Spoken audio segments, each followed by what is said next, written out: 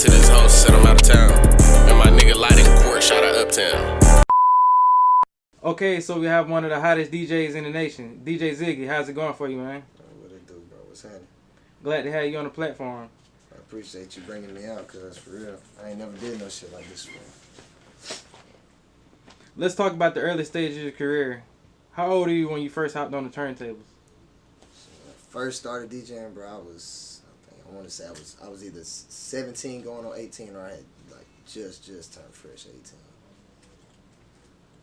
Senior year of high school. Senior year of high school? Yeah.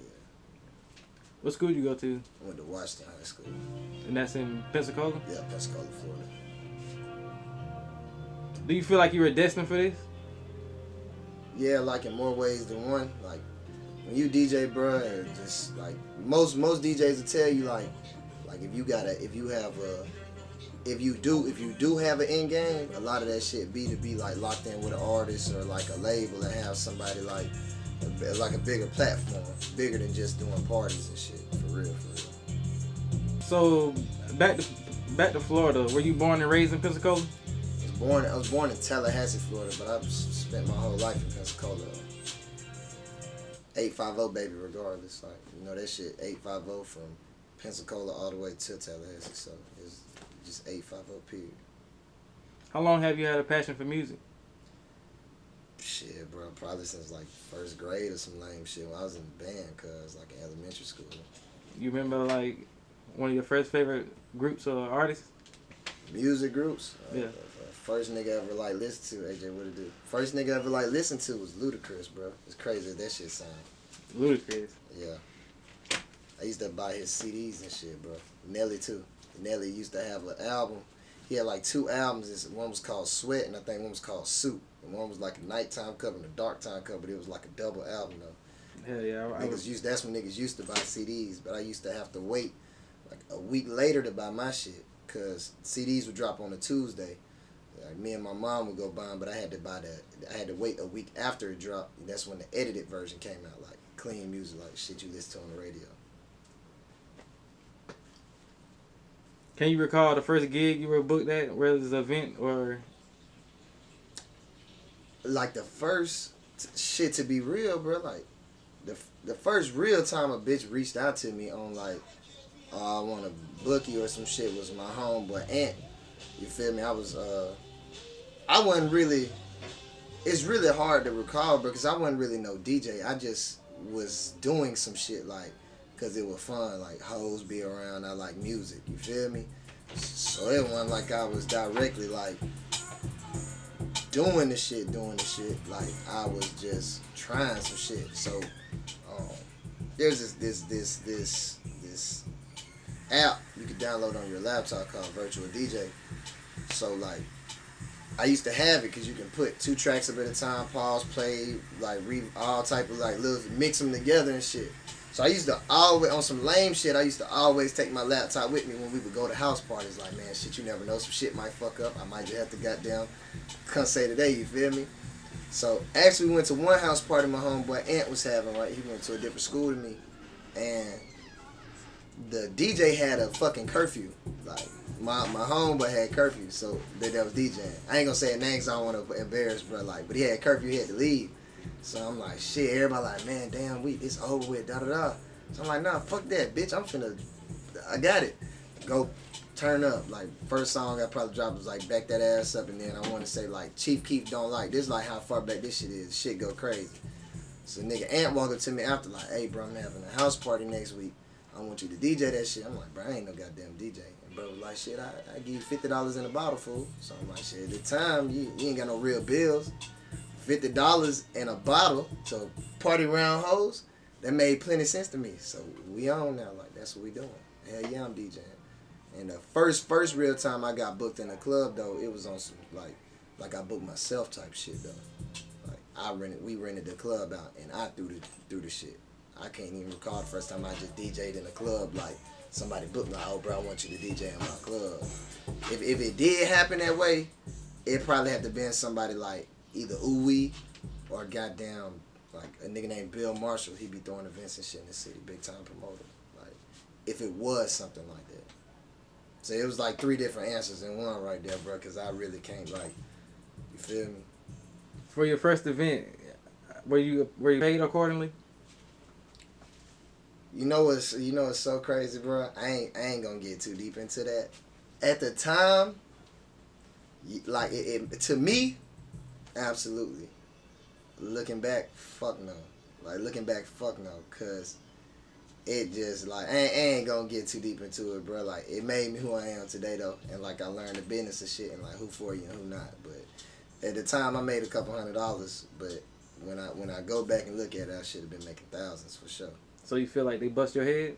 Nah, not necessarily bust my head. They just knew something I didn't know. Like you feel me? They knew something I didn't know, and they just used that to their advantage. Like feel me? They just came to me on some shit like, oh, bro, boom, we gonna throw a party. You know what I'm saying? Which is love, though. Like, I ain't never been to no club. I ain't never know about rent, no building, no nothing. But if you just do the math, it's 800 motherfuckers in this bitch. But they're only here because they came to see me. This is my shit. So if you do the math, a motherfucker paying $10 to get in this bitch, like, you feel me? And I make it. Just say a nigga pay me $800, $500. Like, of course that makes sense to me. I ain't have to pay for shit, but I made $500. But it's this motherfucker behind me who paying for everything, making thousands of dollars off me. He just a silent investor, like, just sitting back collecting.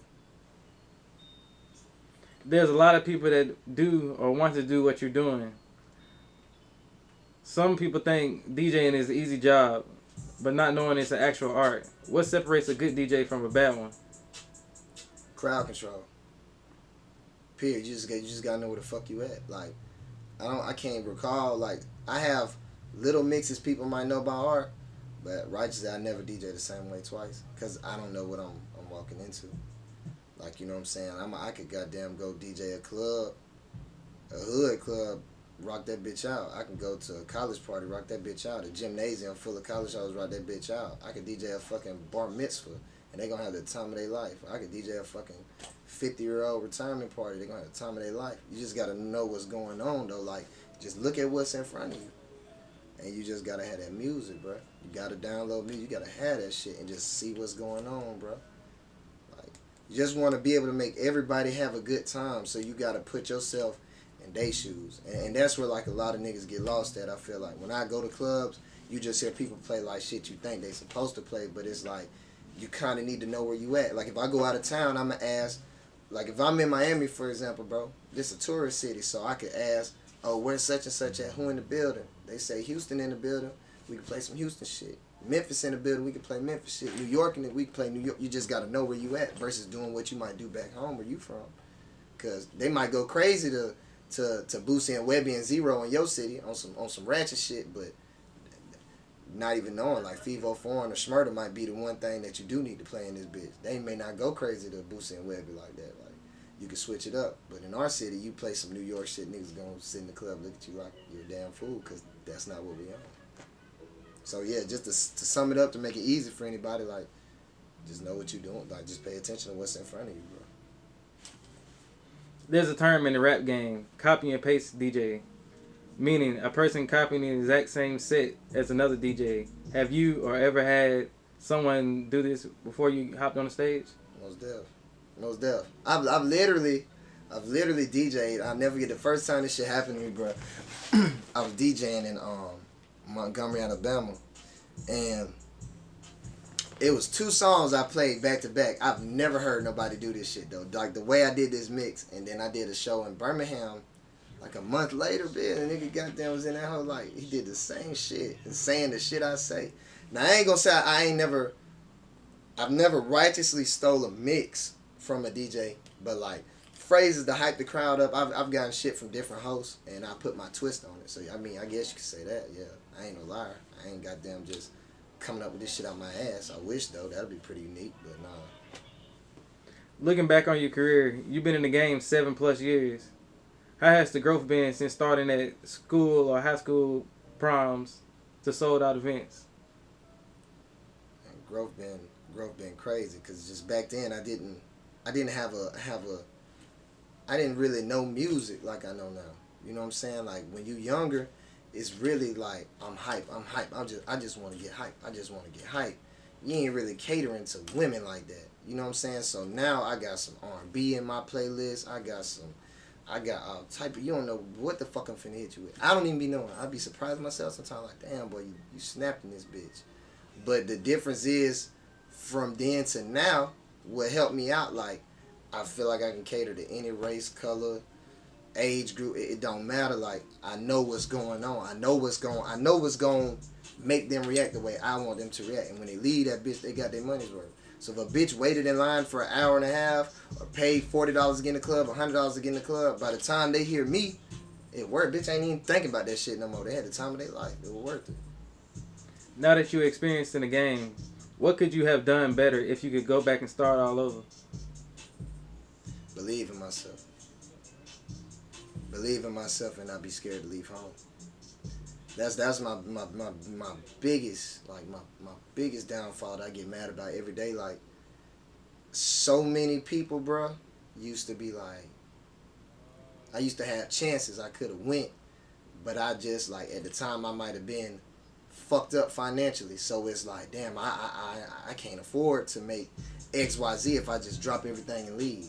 You feel me? When really, if you really believe in yourself, bro, that shit gonna work out. If anybody watching it, drop that shit. Fuck your job, whatever the fuck it is, and just believe in yourself, bro. And go for that shit. Like, that's my biggest regret, for real. I should have been got the fuck on, like, and been took them chances that I did have, but everything happened for a reason, though. Back in 2020, you announced you were partnered up with QC, Quality Control Music. How did that situation go out for you? Well, the way it first came about, back in 2018, Lil Baby at the time, he put on his story that he was looking for a DJ, and people were sending it to me, and I kind of knew somebody in his camp, 4PF Nate, one of his righteous partners. You know what I'm saying? Like, reached out and invited me to QC studio to meet bro and kind of do like some face-to-face talking, and I met with his manager, Rashad. So, like, long story short, I didn't get the job because he just kept his original DJ. But I always stayed, like, you know what I'm saying, in contact with them, like, you know, promoting, whether it was just marketing, like promoting a new album or promoting this new artist, and just meeting different folks. Because that night alone, I met Rennie Rucci, or is it Rucci Rennie? I might say that wrong. Which one is it? Right the first time. I said it right the first time. I met her. I met Baby. I met Sid. I met Collision, OG Parker. Like, I met a lot of motherfuckers that, like, you see on Instagram every day. You know what I mean? So I just stayed locked in with them, and then Two Official, who's actually over like marketing and promo for Quality Control, reached out to me and asked me if I wanted to join them as a DJ. So that's where it went like that. So yeah, it worked out for me for sure. Because I met a lot of, like, network-wise, my network was just way bigger, and I had way more access to shit than I've never had before. Let's fast forward a year later. You partner up with Chopper Gang Entertainment. Bread Gang, Chopper Gang, yeah, for sure. What was the situation like? Because fans would have mixed interpretations on it. Are you signed to Chopper Gang and 1017? Nah, ain't no 1017. We fuck with 1017 though, but it's just big Chopper Gang, bro. Free Shiesty. That's that. How did you first link up with Big 30? The real way I like linked up with 30, bro, kind of mostly went through Shiesty Daddy, Pops. You feel me? I was working a job back when Shiesty was like up and coming. I was working a job in Hattiesburg, Mississippi, and I went to the club to DJ that night, and we had got in contact with each other, and I ended up being bruh's DJ for his set, and I kind of stayed locked in with him, hitting him up there here and there, and then he got another DJ, which is my partner, Exclusive. So pretty much, like, Exclusive them heard me DJ, and the first time he heard me DJ, he like, yeah, bro, you fire, like, I'm gonna lock in with you. So we locked in to be in contact and shit. One day, bro, I just got that call. Like, Exclusive hit me up and was like, 30 need a tour DJ. Like, he finna start doing more shows. He needs somebody to be there. And I was like, shit, what I gotta do? And he was like, bro, just be ready. I'm gonna call you. Then I also talked to booking agent who do a lot of bookings for our campaign. Bag, Shiesty, Ari, Thuddy, like just everybody you can think of in the industry named Dollar, who be booking me for a lot of events too. And he had also got the word that, you know, to be on the lookout for a DJ. So like he put in his like input for me. Exclusive put in his input for me. Like I say, Shiesty Daddy knew me, and it kind of just hit from there. Like, nigga made a call one day and was like, I don't know what your schedule look like, but you need to take no more bookings, drop everything, and be ready when we call. So the first show we had was Dayton, Ohio, and our road manager now, Don, was saying that he wanted to do a face-to-face first, but there was like just a break in communication, bro. Like, you know, Nick, they be busy as fuck, or like people just have shit going on. So it kind of didn't go how I thought it would. So I'm like, man, fuck it. I fly to Dayton, and I'm gonna just do what I do. I'm gonna rock out. So when I first met, bro, though, like 30 like good people, bro. Like, on God, I promise. Like, people might have some misinterpretation of him because, you know, he in the street nigga, whatever. But like, bro, really got a good ass heart. But he also is not fucking friendly. You feel me? So the first time we meet, I'm on some like, I'm your DJ, bro, type shit, and bro just kind of looking at me like, the fuck are you doing by my car? Like, back up type shit. You know, I met his cousin, Mac Blue. You feel me? But anyway, so we finna rock out the show. 30 called me over. He like, bro, be for real. How many songs you think I need to do? So I tell him the number, and we did the shit, and then we like had instant chemistry. So now I lock in with his cousin, get his number, and we kind of just took off from there, bro. Our next show was Fort Valley, and that's when Don finally hit me up with his road manager, and then I just been plugged ever since then, bro. Have artists outside the camp reached out to you to become the official DJ? Yeah, I done had a couple people like I done ran into before prior, like who I could have worked with. When I first started DJing, probably the very first nigga who ever like group of niggas who liked the way I DJ, but they already had a DJ. He just was sick at the time when I first did a set for them, was the Migos back in 2013. That's really probably like another way how I was first locked in with QC, because I was locked in with their manager, Rel. Peasy from Detroit. Babyface Ray fuck with me heavy on that type of time. Boys from Mobile, like Maserati Duke, Cap, Rilo, like, yeah, all them. So yeah, I done had a couple of little runs. I done did a couple shows with Rilo, like we rock out, but it just, you know how shit goes sometimes. It just wasn't like wasn't meant to be, I guess. You feel me? Did signing a Bread Gang Entertainment open up doors for you? Just being with Bread Gang and Chopper Gang, period, opened up a lot of doors for me, bro. Like, I got so much, like how I had access to shit before, bro, I got access to a lot of shit. Like, a lot of shit, bro. Like, whether it be beats, a motherfucking videographer, a promoter, or just a whole fucking slew of artists. Like, nah, like, for sure, bro. That shit opened a lot of doors for a nigga. I'm forever grateful for that shit. Pcola Freaknik solidified you as a legend in the city of Pensacola. People were calling you the young P. Diddy. To know you can touch the stage and change vibes at an event or a party, how does that make you feel? Shit, bro, that's really like what it's all about. I mean, me personally, if you ask me, I believe 3 years ago I could have never did another motherfucking party in my own hometown, and I still would have went down in the, you feel me? That shit just put a stamp on some shit, because they never seen no shit done like that. I don't know if anybody will do some shit like that. I hope I'm alive to see it if they do, though. If somebody does surpass me and do some big shit like that, put 5,000 people in a gated space, and we ain't even so much have an argument out that bitch, bro. I don't think niggas really know like how major that shit is, because it's easy to pack some shit out and have some shit thick, but to have some shit thick and the shit be so fun and turn folks ain't even on that bullshit. Like, a nigga you really got smoke with, you like, fuck you, bro. I'm finna enjoy myself. Like, I kill you tomorrow type shit. Like, I ain't got time for that right now. That's major, bro. For real shit. The theme of the Freaknik was 90s era. Let's take a look at your fit. You were seen in one of the greatest running backs in the NFL history, Larry Johnson, the iconic number 27 jersey, along with Nike headbands and armbands with the classic Air Force Ones. What was the thought process when putting this fit together? Thought process was it's like 90s and 2000s thing. So I kind of already know, man, everybody finna come out this bitch on some 90s shit. But this actually my shit. Believe it or not, bro, that was actually my birthday party. I just didn't promote it that way because it'd be a lot of hating and dick riding shit going on. So it's like I knew it was my birthday party. And I turned 27 this year. That's why I wore that jersey. Like, it's a lot of like little, you feel me, subliminals in this shit. But nah, bro, I just wanted to go like shit 2000s, like shit I used to see. Like I felt like Lil Jon would have wore some shit like that, so I just put that shit on, bro. Double headband, double wristbands, and I had fucking crazy ass cornrows in my motherfucking head, bro. I was hanging out.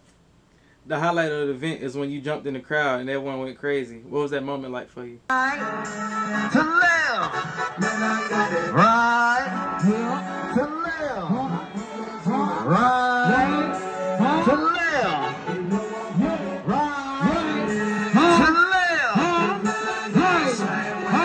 Let's go.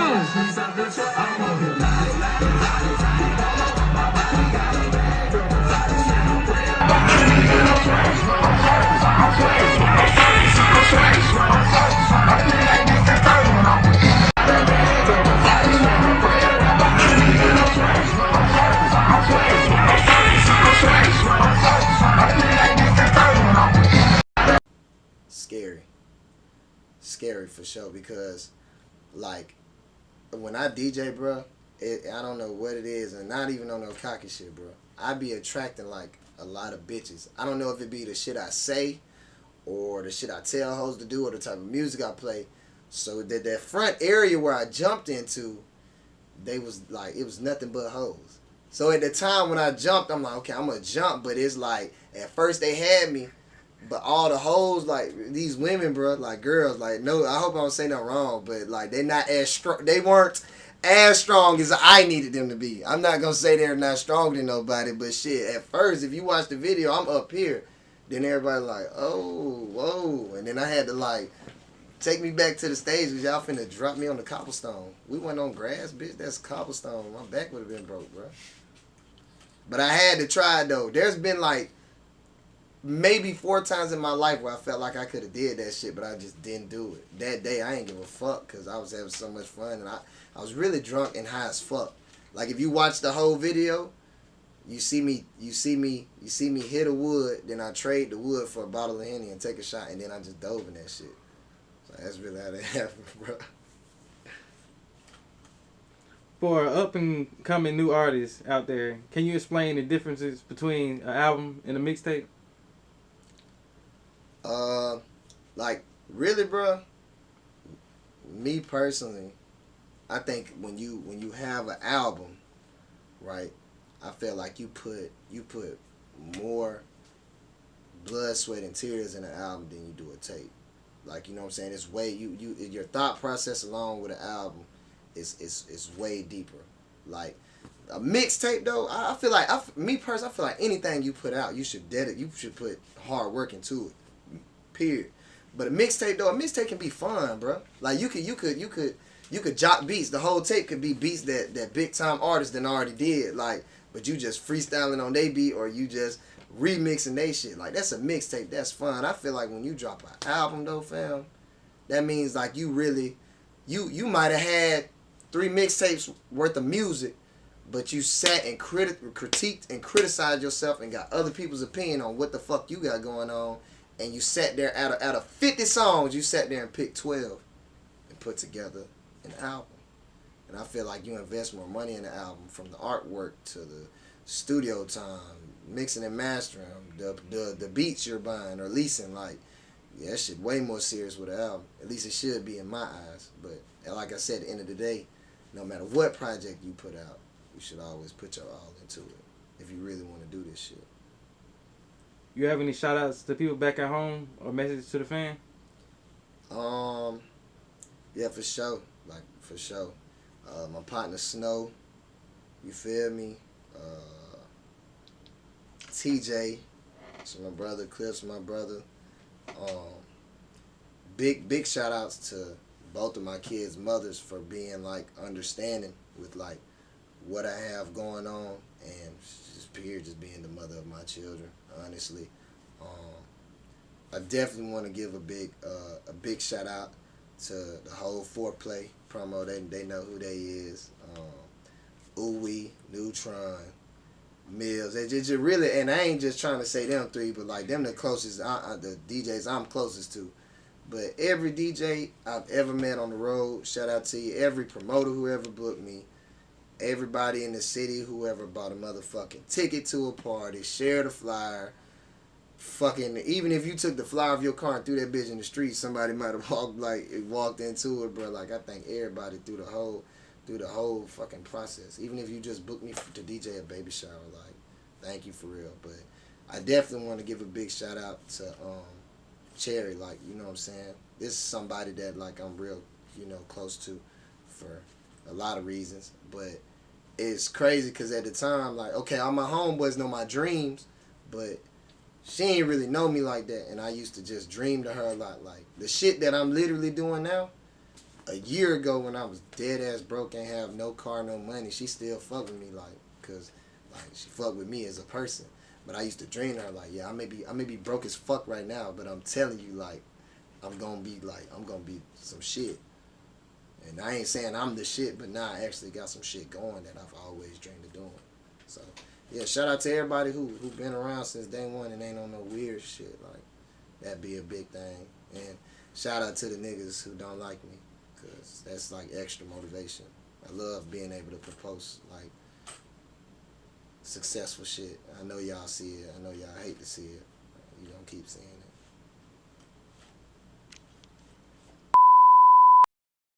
Yo, what it do? It's your boy DJ Ziggy, the hottest motherfucking DJ under the sun. You rockin' with motherfucking Uptown music, man. Click, subscribe, follow, all that good shit.